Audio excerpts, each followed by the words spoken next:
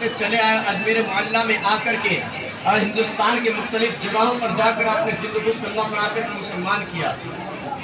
ایک اچھے اندازے کے مطابق کہا جاتا ہے کہ وہ تعداد 90 لاکھ کتنی تھی؟ 90 لاکھ بولیے 90 لاکھ ہاں یاد رکھیں الحمدللہ۔ ہم اپنے آبا و اجداد کی ہسٹری اٹھا کر دیکھیں تو آئیے جتنے منکر گھوم رہے ہیں اور کہتے ہیں کہ یہ صوفیے یہ بابے کرتے کیا ہیں، ہم کہتے ہیں اپنا شجرہ چیک کرو، شجرہ تمہارے باپ داداؤں کے اندر کوئی ایسا ضرور ملے گا جس نے یا تو غریب نواز کے ہاتھ پر یا ان کے مرید کے ہاتھ پر یا ان کے شاگرد کے ہاتھ پر بالواسطہ یا بلا واسطہ ہاتھ دے کر کلمہ پڑھ کے مسلمان ہوا ہوگا۔ یہ کرتے ہیں ہمارے بابے، یہ کرتے ہیں ہمارے درویش۔ ارے میاں تم نے کیا کیا ہوا ہے؟ تم اپنی کہانی بھی تو ذرا دیکھو۔ ارے ہمارے غریب نواز جس وقت سنجر کے علاقے کو چھوڑ کر ہندوستان کا قصد کرتے ہیں، یہ نہیں کہ چار دیواری کے اندر بیٹھ کر، اور اس وقت تو کیمروں کا ایجاد بھی نہیں ہوا تھا، ایسا نہیں کہ کمروں میں بیٹھ کر کے لوگوں کو بھاگتے چلے گئے ہو، نہیں، بلکہ محنت اور مشقت کے ساتھ دکھ اور پریشانیاں برداشت کرتے ہوئے لوگوں کے ظلم و تشدد کو برداشت کر کر کے ایک ایک کی خدمت کر کے انسان کو کلمہ پڑھا کر کے مسلمان کیا ہے۔ یہ ہے غریب نواز کی زندہ کرامت۔ اور بھی کرامت اس کا انکار نہیں، لیکن یہ اصل کرامت ہے اور یہی مشن ہے مسلمانوں کے لیے۔ یاد رکھیں یہ پورے مسلمانوں کے لیے مشن ہے۔ اور اس وقت میں سمجھیے بات کو، اس وقت میں اسلام کو پھیلانے کے ساتھ ساتھ اسلام کو بچانا بہت ضروری ہے۔ سمجھ رہے ہیں بات؟ اسلام کو پھیلانے کے ساتھ ساتھ اسلام کو بچانا بہت ضروری ہے۔ اس لیے کہ وہ دن دور نہیں کہ ابھی ایک ہفتہ پہلے تقریباً ہم نے اس کے بارے میں بڑا سنا کہ کچھ پڑھے لکھے ہونے کا دعویٰ کرنے والے افراد ٹی وی چینلز پہ بیٹھ کر خدا کے وجود کا انکار کر رہے ہیں۔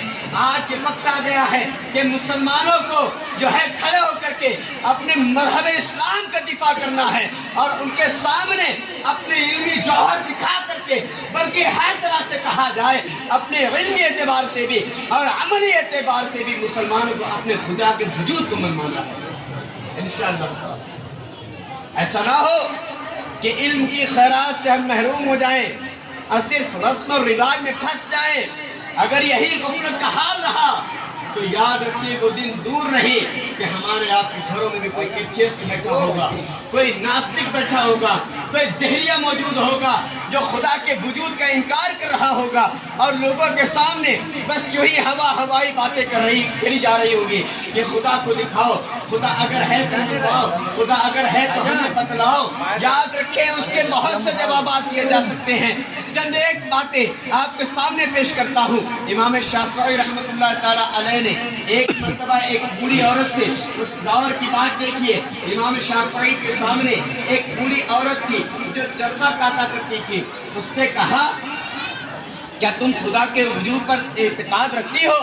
تو اس بوڑھی عورت نے کہا جی ہاں میں خدا کو مانتی ہوں۔ تو کہا کس طرح مانتی ہو؟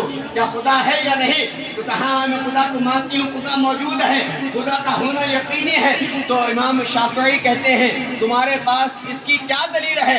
اس بوڑھی عورت نے کہا یہ میں چرخہ سود کاٹ رہی ہوں نا، یہی میری دلیل ہے، یہی دلیل ہے کہ میں اس سے ثابت کر سکتی ہوں خدا موجود ہے۔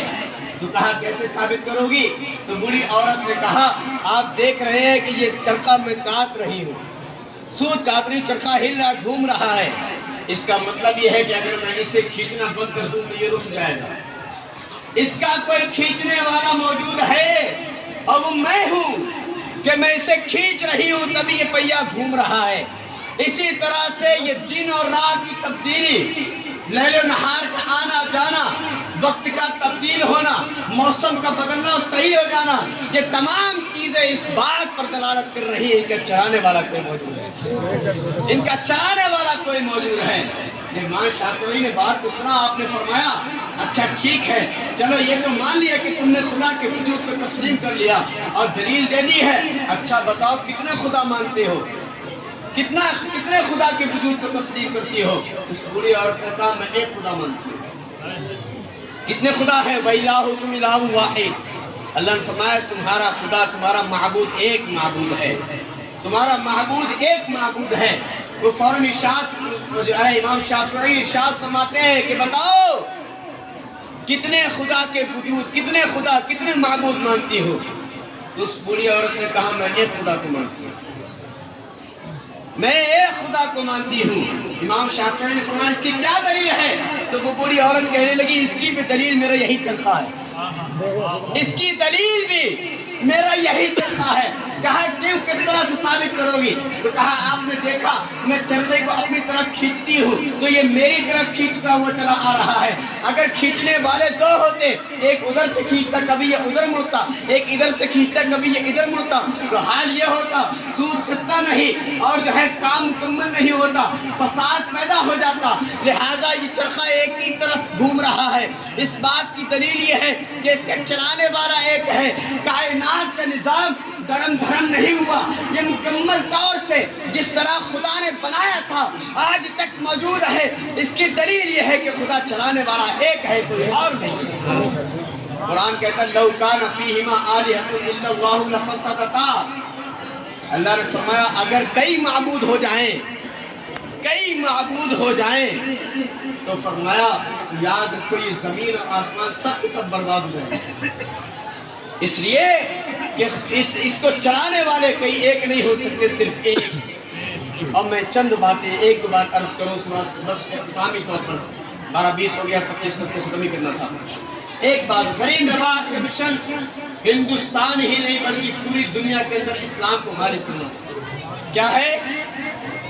یاد رکھیں ان الدین عند اللہ الاسلام. اللہ تعالیٰ کے نزدیک اگر کوئی مذہب ہے تو اسلام ہے. سمجھ رہے ہیں بات کو؟ اس کی وَمَنْ يَبْتَغِ غَيْرَ الْإِسْلَامِ دِينًا فَلَنْ يُقْبَلَ مِنْهُ وَهُوَ فِي الْآخِرَةِ مِنَ الْخَاسِرِينَ. اللہ نے ارشاد فرمایا اس دین کے علاوہ کوئی اور دین اگر تلاش کرو گے تو یاد رکھو اس دین سے کوئی بات اللہ کی بارگاہ میں قبول نہیں کی جائے گی. اور جس شخص نے اس دین کو چھوڑ کر کسی اور دین کو اپنانے کی کوشش کی تو یاد رکھیں وہ شخص ناکام ہے، خسارے میں سے ہے، نقصان اٹھانے والوں میں سے ہے. اے غریب نواز کے ماننے والوں، تمہارے لیے پیغام یہ ہے اٹھو، اپنے کردار کو بدلو. یاد رکھو جب تک ہم اپنی حالت کو تبدیل نہیں کریں گے ہمارے قوم کے اندر کبھی انقلاب نہیں آ سکتا ہے. یا تو ہم حالات کا رونا روئیں گے، کبھی ہم جو ہے اپنے جو ہے کمزوری کو بیان کرنے کی کوشش کریں گے. اپنے اندر استقامت فی الدین پیدا کیجئے اور یاد رکھیں غریب نواز کے نقش قدم کو اپنائیں، انشاءاللہ تعالی دنیا کے اندر انقلاب ہوتا نظر آ جائے. یہی پیغام ہے. اور یہ اللہ کے مزارات سے ملنے والا، ان کی زندگی سے ملنے والا وہ یہ کہ تو نے محبت سے وفا تو ہم تیرے ہیں. یہ جہاں چیز ہے کیا لہو قلم تیرے ہیں. بس آخری بات، غریب نواز نے اپنی ساری زندگی اللہ رسول کی محبت میں اس قدر تیزی کے ساتھ گزاری تھی، اس قدر جو ہے مستغرق ہو کے گزاری تھی. اخبار الاخیار کے اندر شیخ عبدالحق محدث دہلوی لکھتے ہیں جس وقت غریب نواز کا انتقال ہوا تھا، جس وقت غریب نواز کا انتقال ہوا ہے اس وقت میں آپ کی پیشانی کے اوپر یہ نقش لکھا اور نظر آ رہا کہ لوگوں کو کسی نے اپنے ہاتھ سے نہیں لکھا تھا، سیاہی اور پین یا پینسل سے نہیں لکھا تھا. اس وقت اسکیچ کا اتنا دور نہیں تھا. کیا نقش لکھا تھا؟ ایک ولی کامل آج دنیا سے رخصت ہو گیا ہے، ایک اللہ کا مرد قلندر، اللہ کا ولی دنیا کو الوداع کہہ کے چلا گیا. پیشانی پر نقش لکھا ہوا تھا، وہ نقش یہ تھا حبیب اللہ ما فی حب اللہ. اللہ کا حبیب آج اللہ کی محبت میں دنیا سے چلا گیا ہے. اللہ کا حبیب، یاد رکھو ایمان بہت بڑی قیمتی چیز ہے، اسے یوں ہی برباد نہ کرو. اپنی بہن بیٹیوں پر نگاہ رکھو، کسی ظالم کے ساتھ جو ہے کبھی وہ مرتد ہوتی نظر نہ آئے، کبھی کسی غیر مسلم کے ساتھ وہ بھاگتی نظر نہ آئے. یاد رکھو مذہب اسلام نے تمہیں عزت بخشی ہے. اپنے ایمان کا سودا کسی کافر کے ہاتھ میں مت کرو. جا کر کے غریب نواز کے ماننے والے ہو تو ان کے نقش قدم پر چلو، ان کی طریقے کو اپناؤ اور ان کی زندگی کو اپنی زندگی میں شامل کرو. تو یاد رکھیں جب فساد غریب نواز کو اللہ نے عطا فرمایا تھا، ان کے صدقے میں ہمیں اور آپ کو بھی اللہ عطا فرمائے گا۔ اللہ نے ارشاد فرمایا یا ایھا الذین آمنوا اتقوا اللہ حق تقاتہ ولا تموتن الا وانتم مسلمون۔ اے ایمان والو، اللہ سے ڈرو جیسے اس سے ڈرنے کا حق ہے، تم نہیں مرو گے مگر یہ کہ تم مسلمان رہو گے۔ اللہ سے ڈرنے کا فائدہ یہ ہوگا کہ بندہ جب دنیا سے جائے گا اس کا ایمان پر ختم ہوگا۔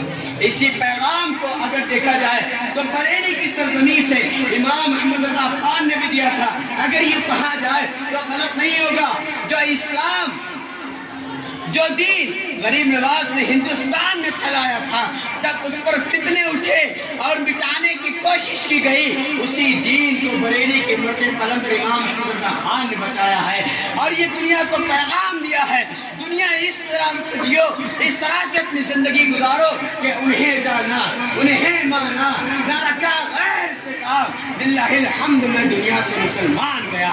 وما علینا الا البلاغ۔ السلام علیکم ورحمۃ اللہ۔